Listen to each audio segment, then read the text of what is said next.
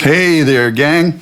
So, I wanted to talk to you a little bit about numbers as it pertains to the music business.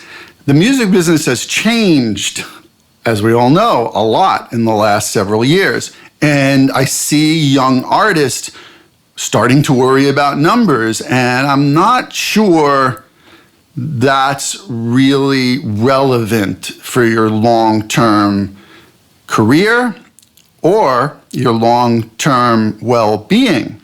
Why? Okay, they want us to promote our Spotify playlists and latest singles and whatnot.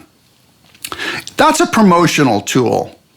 But if you put as much effort into that as writing and developing new songs, recordings, being a consistent artist, getting better at your craft on your instruments, getting out there more and playing for people, live audiences, and creating opportunities for yourself so that you get recognized by people who matter.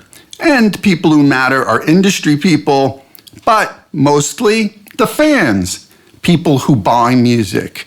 If you're promoting yourself on platforms like Spotify and stuff like that, you know that you have to get tens of thousands or hundreds of thousands even of spins, streams, to even make a dime. Or a dollar. It's so ridiculous. So how worth it is that? Well, if you're trying to get signed to a bigger label, then sure, go out and start the path to 1 million streams, because that's what you're going to need. If you're using Spotify and other streaming services and YouTube and whatnot as a platform to get your music out there and start building, going up the scale, that's probably a better use of your time. However, how much time do you put into that if it's not bringing you back remuneration?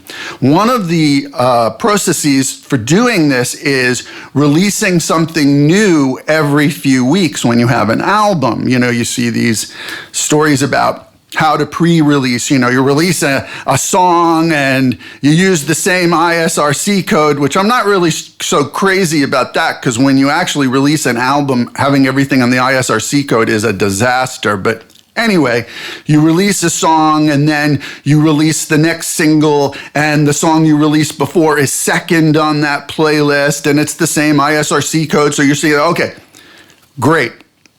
You want to do that? Great. You're going to have to straighten out that mess at some point. But yes, that will keep your streams and whatever up and consistent, and you won't lose the numbers. But again, you're not going to really make any money. And if you're using it as a promotional tool, it might be better to release a new song with different ISRC code, put the other song below it so people see how many, wow, that got a bunch of spins. Okay, a few thousand spins or whatever, and then this is the new single. But every time you do that, release a new video for the new song and put that video everywhere on social media. Make shorter versions of the video, meaning if the song is 3.5 minutes long, do a 3.5 minute song video for a 3.5 minute video for the song, and then do a 1 minute video introducing you as an artist quickly with some type saying, what the song's about, who you are, and then do an even shorter video. So you have the 3.5 minute, the 1 minute, and like a 30-second video, because as we all know on these platforms, some of the shorter videos do better. Do that for every song you release, and then just pummel it into the ground. Might get you noticed more than worrying about numbers, how many spins, how many streams you get, that really aren't going to make you money. I would be more concerned long-term about what's going to make me grow, what's going to make me better, what's going to help develop me as an artist, get me fans, and ultimately what's going to make me money in the long term so you can survive as an artist. Sound good?